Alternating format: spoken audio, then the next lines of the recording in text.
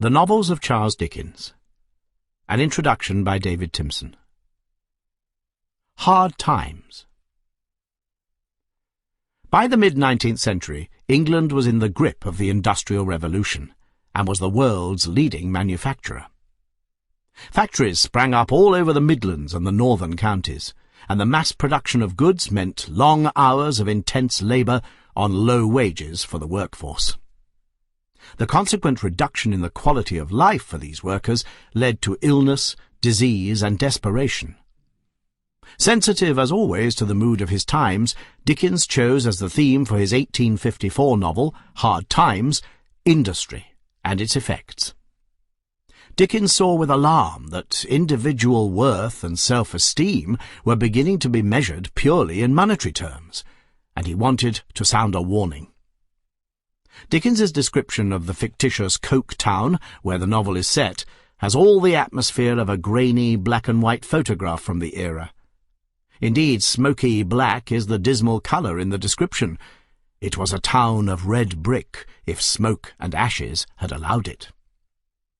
The workers blend into this industrial landscape, and even the central working-class character Stephen Blackpool is not marked out by any individual characteristics. He serves Dickens's theme, and is portrayed as a victim of a ruthless system on a downward spiral into an utter muddle, as Blackpool calls it. But Dickens's examination of industrial conditions becomes a secondary theme when he decides to attack the new belief of utilitarianism. Utilitarianism, or more simply, usefulness, was a theory developed by the philosopher John Stuart Mill, which advocated that taste should be dictated by rules and acknowledged principles, rather than innate or instinctive feeling. In short, taste has no value if it is not useful. This was the starting point for the conflict in Hard Times, facts versus imagination, or fancy, as Dickens termed it. For Dickens, the dull, cruel world would have been unbearable without imagination, which was the very source of his creative writing. The inhabitants of Coketown are at the mercy of utilitarian educators, bent on teaching them the facts of life, with no allowance for indulging their fancies. Dickens turns away from creating a social document to construct Hard Times as an imaginative fable. Its simplicity of style resembles his other fables, the Christmas books. The two guardians of utilitarianism in Coketown are Mr. Bounderby and Mr. Gradgrind. Bounderby is a monster of comic cruelty and savagery, a self-made man who despises anyone who has not suffered as he did. He is a prig and a bully, whose self-delusion is the source of much humour. He represents the new Victorian values of power achieved by wealth and industry, rather than by blood or class. He is callous in his response to Blackpool's troubles. He had risen from nothing and made something of himself, so why couldn't Blackpool? But Bounderby, the enemy of fancy, is ironically the book's greatest exponent of it, for his whole life turns out to be a sham, presented as truth. Gradgrind travels the farthest journey in the story, finally realizing that it is his false beliefs that have ruined his son and daughter, and that he must recreate himself as a loving, caring father. His children, Louisa and Tom, bombarded all their lives with nothing but facts, are dysfunctional and disconnected. News of a strike by workers in Preston early in 1854 offered Dickens a basis of reality for his novel. Dickens was no socialist, and mistrusted the early trade union movement, known as combinations. In his eyes, like the utilitarian educators, they stopped the workers thinking for themselves. There is no hint of early socialism in Slackbridge, the union leader. He is a bully, out to intimidate the workforce, working for self-interest and not the general good, just like the capitalist Bounderby. So if Dickens did not see trades unions as the answer to social problems in an industrial town, where did it lie? He sees the answer in the circus, a tinsel world, perhaps, but one that valued imagination. And for Dickens, imagination led to sympathy. The circus folk instinctively share and share alike as they face the hardship of life on the road. Sleary's horse riding, a troupe of itinerant show people led by the irrepressibly optimistic Mr. Sleary, becomes the repository of warm human nature. The alternative to cold, dehumanized, soulless work. Sleary is a richly comic creation, complete with an almost unintelligible lisp, who shows tender feelings, warmth, generosity, and wisdom. The grim humour and harsh tone of Dickens's writing in Hard Times have led some critics to consider it to be more of a political tract than a novel. However, Dickens's politics were for the most part dictated by his sentimentality and sense of romance rather than sound principles. He ultimately shows a humane solution to the situation in Hard Times rather than a political one. Nevertheless, Karl Marx said of Dickens that he had issued to the world more political and social truths than have been uttered by all the professional politicians, publicists and moralists put together.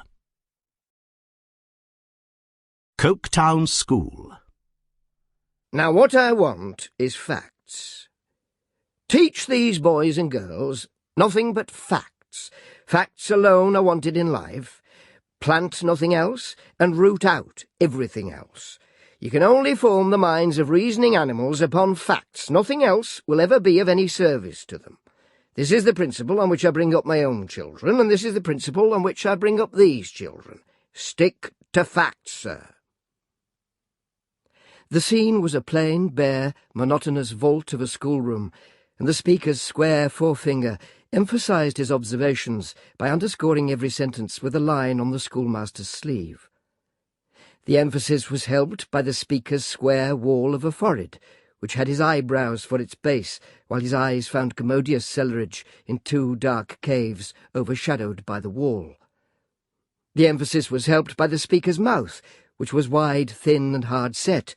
The emphasis was helped by the speaker's voice, which was inflexible, dry, and dictatorial.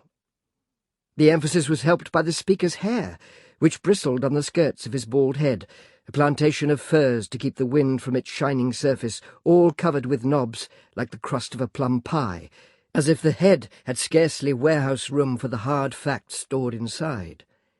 The speaker's obstinate carriage, square coat, square legs, square shoulders, nay, his very neckcloth, trained to take him by the throat with an unaccommodating grasp, like a stubborn fact as it was, all helped the emphasis. In this life we want nothing but facts, sir. Nothing but facts. The speaker, and the schoolmaster, and the third grown person present, all backed a little, and swept with their eyes the inclined plane of little vessels then and there arranged in order, ready to have imperial gallons of facts poured into them until they were full to the brim.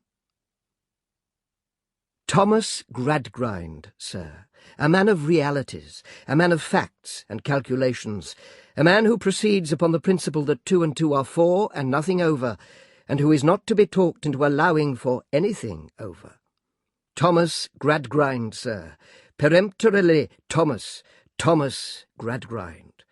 With a rule and a pair of scales, and the multiplication table always in his pocket, sir, ready to weigh and measure any parcel of human nature, and tell you exactly what it comes to. It is a mere question of figures, a case of simple arithmetic. You might hope to get some other nonsensical belief into the head of George Gradgrind, or Augustus Gradgrind, or John Gradgrind, or Joseph Gradgrind, all superstitious, non-existent persons, but into the head of Thomas Gradgrind. No, sir. In such terms Mr. Gradgrind always mentally introduced himself, whether to his private circle of acquaintance or to the public in general. In such terms, no doubt, substituting the words boys and girls for sir, Thomas Gradgrind now presented Thomas Gradgrind to the little pitchers before him, who were to be filled so full of facts. Indeed, as he eagerly sparkled at them from the cellarage before mentioned, he seemed a kind of cannon, loaded to the muzzle with facts, and prepared to blow them clean out of the regions of childhood at one discharge. He seemed a galvanizing apparatus, too, charged with a grim mechanical substitute for the tender young imaginations that were to be stormed away. "Girl number 20, said Mr. Gradgrind, squarely pointing with his square forefinger. I don't know that girl. Who is that girl?" "Sissy Jupe, sir," explained number 20, blushing, standing up, and curtsying. "Sissy is not a name," said Mr. Gradgrind. "Don't call yourself Sissy. Call yourself Cecilia." "It's father as calls me Sissy, sir," returned the young girl in a trembling voice, and with another curtsy. "Then he has no business to do it," said Mr. Gradgrind. "Tell him he mustn't." Mr. Bounderby. In the formal drawing-room of Stone Lodge, standing on the hearthrug warming himself before the fire, Mr. Bounderby delivered some observations to Mrs. Gradgrind on the circumstance of its being his birthday. He stood before the fire, partly because it was a cool spring afternoon, though the sun shone, partly because the shade of Stone Lodge was always haunted by the ghost of damp mortar, partly because he thus took up a commanding position from which to subdue Mrs. Gradgrind. "I hadn't a shoe to my foot. As to a stocking, I didn't know such a thing by name. I passed the day in a ditch and the night in a pigsty. That's the way I spent my 10th birthday. Not that a ditch was new to me, for I was born in a ditch." Mrs. Gradgrind, a little thin, white, pink-eyed bundle of shawls, of surpassing feebleness, mental and bodily, who was always taking physic without any effect, and who, whenever she showed a symptom of coming to life, was invariably stunned by some weighty piece of fact tumbling on her. Mrs. Gradgrind hoped it was a dry ditch. "No, as wet as a sop, a foot of water in it," said Mr. Bounderby. "Enough to give a baby cold," Mrs. Gradgrind considered. "Cold? I was born with inflammation of the lungs and of everything else, I believe, that was capable of inflammation," returned Mr. Bounderby. "For years, ma'am, I was one of the most miserable little wretches ever seen. I was so sickly that I was always moaning and groaning. I was so ragged and dirty that you wouldn't have touched me with a pair of tongs." Mrs. Gradgrind faintly looked at the tongs as the most appropriate thing her imbecility could think of doing. "How I fought through it, I don't know," said Bounderby. "I was determined, I suppose. I've been a determined character in later life, and I suppose I was then. Here I am, Mrs. Gradgrind, anyhow, and nobody to thank for my being here but myself." Mrs. Gradgrind meekly and weakly hoped that his mother— "My mother? Bolted, ma'am," said Bounderby. Mrs. Gradgrind, stunned as usual, collapsed and gave it up. "My mother left me to me grandmother," said Bounderby, "and according to the best of my remembrance, my grandmother was the wickedest and the worst old woman that ever lived. If I got a little pair of shoes by any chance, she'd take them off and sell them for drink. I've known that grandmother of mine lie in her bed and drink her 14 glasses of liquor before breakfast." Mrs. Gradgrind, weakly smiling and giving no other sign of vitality, looked, as she always did, like an indifferently executed transparency of a small female figure, without enough light behind it. "She kept a chandler's shop," pursued Bounderby, "and kept me in an egg-box. That was the cot of my infancy, an old egg-box. As soon as I was big enough to run away, of course I ran away. Then I became a young vagabond, and instead of one old woman knocking me about and starving me, everybody of all ages knocked me about and starved me. They were right. They had no business to do anything else. I was a nuisance, an encumbrance, and a pest. I know that very well." His pride in having at any time of his life achieved such a great social distinction as to be a nuisance, an encumbrance, and a pest, was only to be satisfied by 3 sonorous repetitions of the boast. "I was to pull through it, I suppose, Mrs. Gradgrind. Whether I was to do it or not, ma'am, I did it. I pulled through it, though nobody threw me out a rope. Vagabond, errand boy, vagabond, labourer, porter, clerk, chief manager, small partner, Josiah Bounderby of Coketown. Those are the antecedents and the culmination. Josiah Bounderby of Coketown learnt his letters from the outsides of the shops, Mrs. Gradgrind, and was first able to tell the time upon a dial plate from studying the steeple clock of St. Giles's Church, London, under the direction of a drunken cripple, who was a convicted thief and an incorrigible vagrant. Tell Josiah Bounderby of Coketown of your district schools and your model schools and your training schools and your all kettlefish of schools, and Josiah Bounderby of Coketown tells you plainly, all right, all correct, he hadn't such advantages, but let us have hard-headed, solid-fisted people. The education that made him won't do for everybody, he knows well. Such and such his education was, however, and you may force him to swallow boiling fat, but you shall never force him to suppress the facts of his life. Sleary's Circus. Meanwhile, the various members of Sleary's company gradually gathered together from the upper regions where they were quartered, and, from standing about, talking in low voices to one another, and to Mr. Childers, gradually insinuated themselves and him into the room. There were 2 or 3 handsome young women among them, with their 2 or 3 husbands and their 2 or 3 mothers, and their 8 or 9 little children, who did the fairy business when required. The father of one of the families was in the habit of balancing the father of another of the families on the top of a great pole. The father of a third family often made a pyramid of both those fathers, with Master Kidderminster for the apex, and himself for the base. All the fathers could dance upon rolling casks, stand upon bottles, catch knives and balls, twirl hand-basins, ride upon anything, jump over everything, and stick at nothing. All the mothers could and did dance upon the slack wire and the tightrope, and perform rapid acts on bare-backed steeds. None of them were at all particular in respect of showing their legs, and one of them, alone in a Greek chariot, drove 6 in hand into every town they came to. They all assumed to be mighty rakish and knowing. They were not very tidy in their private dresses, they were not at all orderly in their domestic arrangements, and the combined literature of the whole company would have produced but a poor letter on any subject. Yet there was a remarkable gentleness and childishness about these people, a special inaptitude for any kind of sharp practice, and an untiring readiness to help and pity one another, deserving often of as much respect, and always of as much generous construction, as the everyday virtues of any class of people in the world. Last of all appeared Mr. Sleary, a stout man, as already mentioned, with one fixed eye and one loose eye, a voice, if it can be called so, like the efforts of a broken old pair of bellows, a flabby surface, and a muddled head which was never sober and never drunk. "Squire," said Mr. Sleary, who was troubled with asthma, and whose breath came far too thick and heavy for the letter S. "Your servant. This is a bad piece of business, this is. You've heard of my clown and his dog being supposed to have morrised?" He addressed Mr. Gradgrind, who answered yes. "Well, Squire," he returned, taking off his hat and rubbing the lining with his pocket-handkerchief, which he kept inside for the purpose, "is it your intention to do anything for the poor girl, Squire?" "I shall have something to propose to her when she comes back," said Mr. Gradgrind. "Glad to hear it, Squire. Not that I want to get rid of the child any more than I want to stand in her way.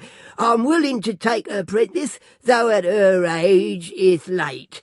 My voice is a little husky, Squire, and not easy heard by them as don't know me, but if you'd been chilled and heated and chilled and heated in the ring when you was young, as often as I've been, your voice wouldn't have lasted out, Squire, no more than mine."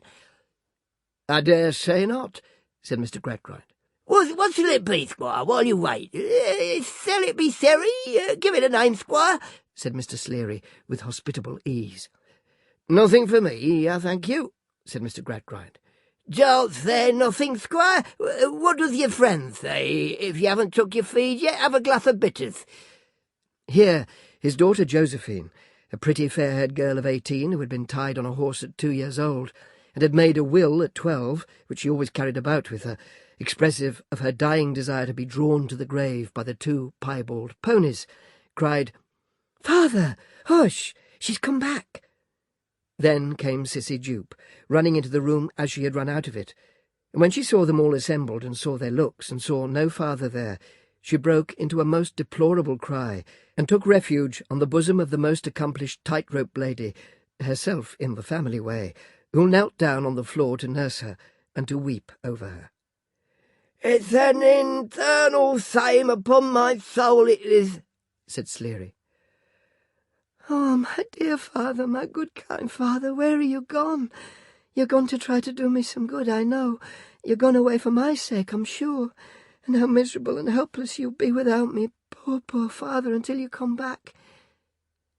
It was so pathetic to hear her saying many things of this kind, with her face turned upward and her arms stretched out as if she were trying to stop his departing shadow and embrace it, that no one spoke a word, until Mr. Bounderby, growing impatient, took the case in hand. "Now, good people all," said he, "this is wanton waste of time. Let the girl understand the fact. Let her take it from me, if you like. I've been run away from myself. Here, what's your name? Your father has absconded, deserted you, and you mustn't expect to see him again as long as you live." They cared so little for plain fact, these people, and were in that advanced state of degeneracy on the subject, that instead of being impressed by the speaker's strong common sense, they took it in extraordinary dudgeon. The men muttered, "Shame," and the women, "Brute," and Sleary in some haste communicated the following hint apart to Mr. Bounderby. "I'll tell you what, Squire, to speak plain to you, my opinion is that you had better cut it short and drop it. They're a very good-natured people, my people, but are accustomed to be quick in their movements, and if you don't act upon my advice, I'm damned if I don't believe they'll pith you out the window." Stephen Blackpool in the Mineshaft. "Sir, I canna wi' my little learning and my common way tell the gentleman what will better all this, though some working men of this town could above my powers. But I can tell him what I know will never do't.